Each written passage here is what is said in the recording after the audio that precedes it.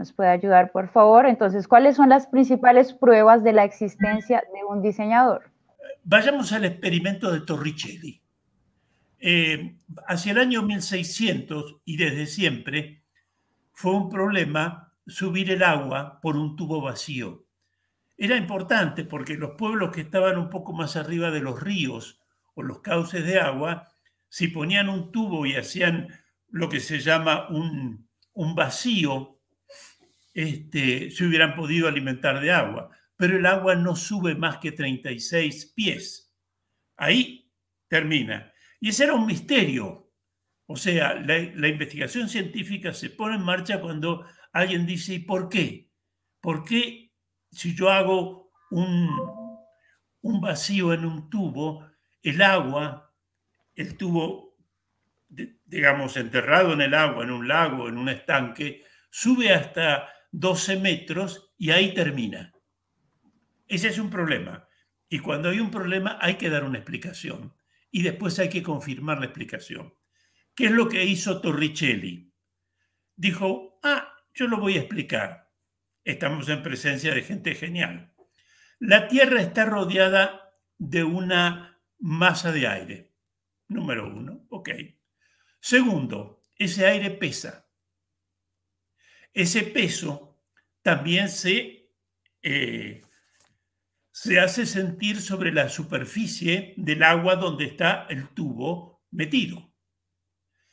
Bien, tomo como hipótesis auxiliar el principio de Arquímedes, que la presión en un fluido se expande en todas direcciones, también para arriba, y es ahí que la presión del aire sobre la superficie del agua repercute en el tubo y el agua sube hasta 12 metros. ¿Pero por qué 12 metros? 36 pies. Porque es la relación entre la presión ejercida y el peso del agua.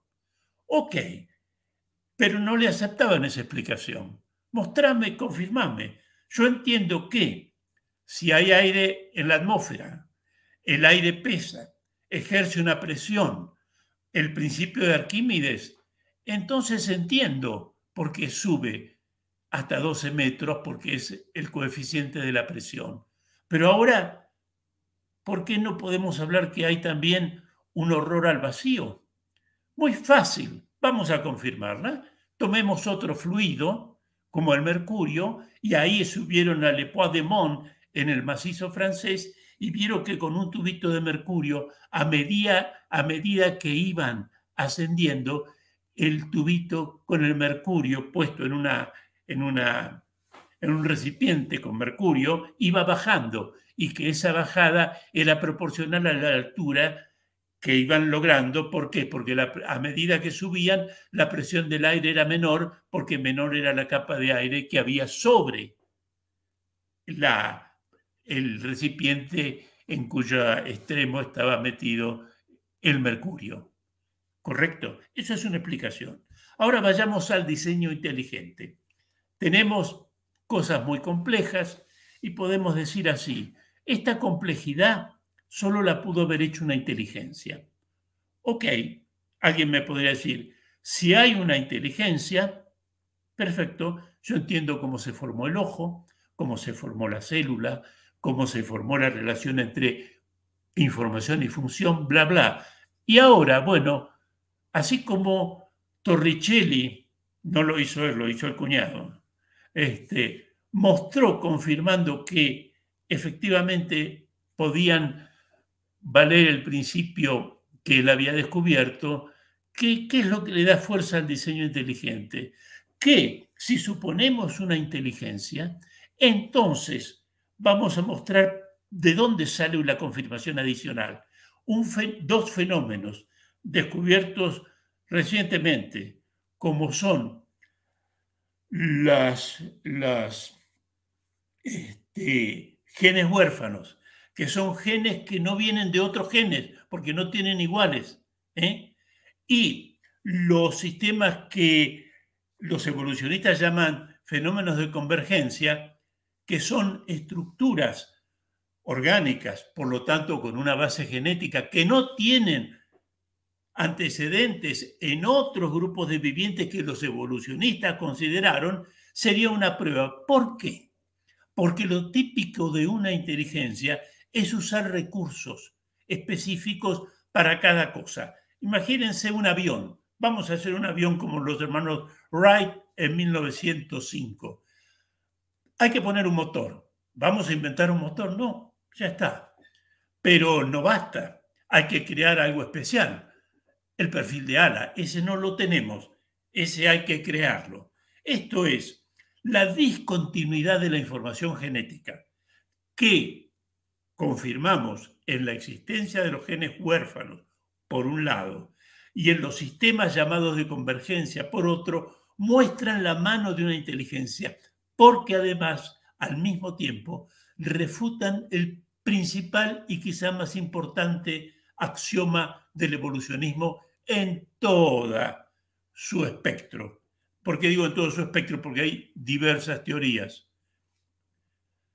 que es la continuidad genética. En 1969-70, la revista Science publicó un artículo de nada menos que de François Jacob, diciendo que el fundamento del evolucionismo era que había al comienzo una información genética muy simple y que la historia de la vida es la complejización de esa información. Por lo tanto, no pueden aparecer genes que no tienen nada que ver con otros genes. Por eso, investigadores importantes como Francis Collins ahora dicen, bueno, quizá hay una síntesis de novo, pero la síntesis de novo es imposible. Es la combinación de miles de bases que no tienen nada que ver una con la otra, codificando algo que tiene información específica.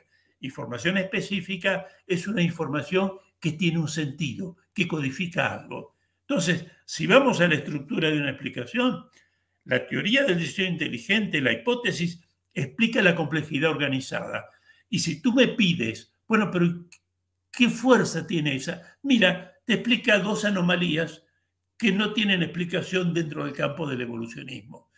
Y hay otras, me refiero a esas dos porque no puedo alargarme. Entonces, en la medida en que yo muestro que una explicación de algo también es una explicación de otras cosas para las que no fue primitivamente acuñado, es cuando una información cobra la fuerza que cobró la explicación de Torricelli. Y algo más antes de finalizar.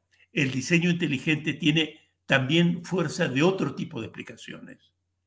Esas otras explicaciones tienen que ver con algo muy simple desde el punto de vista conceptual, que solo hay tres fuentes causales: las leyes, la contingencia en el sentido del azar y la inteligencia.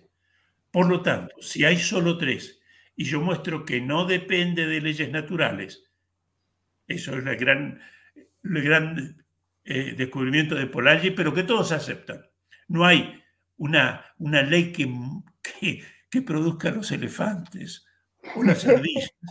O sea, no depende de la necesidad, no depende del azar, porque los recursos probabilísticos no Se alcanzan. agotan. Y fíjense que al igual que en el caso de Torricelli, acá está operando una hipótesis auxiliar. ¿Cuál es? Que la Tierra no es eterna. Una vez me dijo un evolucionista hace poco, pero en un tiempo infinito podría pasar lo que pasó. No, la Tierra no tiene infinito tiempo como el universo en el sentido informal de la palabra. Tiene un tiempo finito, pero fíjense que eso actúa como una hipótesis auxiliar contra los que dicen que la pseudociencia no usa hipótesis de la ciencia. Nosotros usamos las de Polanyi, las de Douglas Sack, las de Ann Geiger, y en este caso no tenemos un tiempo infinito para producir una complejidad con sentido. Tenemos un tiempo finito y tenemos un ritmo de mutación en todo caso, y sabemos que con esos recursos no se alcanza. Si solo hay tres y hay dos que no sirven, por un silogismo disyuntivo, me queda solo la inteligencia. Obviamente hay que explicar muy bien qué es el azar, qué es la necesidad y qué es la inteligencia. Pero cuidado, incluso autores como Mario Bunge, como dije yo, un comecuras, Eso que se comía un monaguillo por día. Dice, sí, hay tres fuentes causales. Bueno, hay tres. La necesidad no es, no. El azar no es, no. Y esto sin mencionar que el azar es producto de problemas para los organismos. No es una caja, una cornucopia, una caja de riqueza. Las mutaciones o son inocuas o son letales. Hiroshima o lo que pasó en Rusia son la prueba más palpable, lo sabemos muy bien. Solamente el sueño de un evolucionista es que las mutaciones fueron fuente de una riqueza espantosa. Y ese es un sueño que la humanidad se tragó durante 1 siglo y medio. Hasta yo me lo tragué cuando era joven. Pero bueno, seguí estudiando y me di cuenta que no es así. Pero es cierto, la biología molecular de los últimos 25 años es la que descubrió la complejidad genética, que no son periódicos la información genética, sino aperiódica, y la independencia de las bases para codificar lo que codifica. Eso vino en los últimos 25 años. Por eso esto no es más de lo mismo. Justamente cuando comenzó la terapia génica, yo creo que hablé de eso, que es cuando comenzaron a conocerse las bases de las enfermedades, o sea, los genes deleterios. En el caso nuestro era la fibrosis quística, teníamos un equipo muy bien montado, ya se había secuenciado, y cuando uno secuencia el gen que codifica, en este caso para la proteína CFTR, con esa famosa mutación delta, ahí uno ve la complejidad genética. Pero esto estamos en los años 85. Antes se suponía que había complejidad. Y es más, al comienzo, y enseguida termino, Ana, se había Sí, sí. descartado porque la primera proteína que se secuenció fue periódica, porque era una proteína que tenía que ver con el pelo. Entonces dijeron que bien, las proteínas son, por ejemplo, 5.000 citocinas seguidas con a lo mejor 700 guaninas. Ok. Entonces la naturaleza repite las cosas y de ahí surge la complejidad. No, la complejidad tiene que ver con la aperiodicidad, por un lado, pero además es una complejidad con sentido, porque yo puedo escribir un conjunto de letras usando la información en sentido digital y logro una complejidad irrepetible. ¿Pero qué significa? Nada. Absolutamente. Mientras que la Ujú. complejidad, por eso Stephen Meyer, William Dembski, son muy rigurosos cuando dicen, nosotros no hablamos de complejidad, hablamos de complejidad específica. Y complejidad específica es complejidad que tiene un sentido. Si uno Ujú. va a la ruleta y juega 1000 veces y anota las jugadas, eso no se va a poder repetir nunca, pero eso no tiene Ujú. ningún significado, ni Ujú. biológico, ni matemático, ni nada. Entonces, una explicación siempre explica un conjunto de datos y le da unidad, pero la tengo que confirmar, tengo que mostrar su fuerza. ¿Y cuál puede ser? Hay muchas maneras de mostrar la fuerza de una explicación. Una de ellas es mostrar que explica cosas que antes no se podían explicar. Ahí viene su fuerza explicativa, pero esa es una. La otra es la que tiene que ver con las tres fuentes causales. Entonces, nos miramos la ciencia, sí, no solo la que hacen los otros, sino la que hacen nuestros investigadores. Y sobre eso nos basamos. Y si un día alguien nos dice, y no, la complejidad era aparente, una proteína es una cosa muy simple. No, simple no es, porque no la pueden hacer. Recién ahora están pensando cómo hacer, y las van a hacer, pero usando la inteligencia. Y eso es lo nuestro a favor. Ahora está el caso de este tipo que era jefe del proyecto Genoma Humano. Vamos a producir vida. Quizá el hombre pueda producir vida, una célula, pero eso lo que va a mostrar es que para hacer eso se necesita inteligencia. Nada más. Y muchas Es gracias.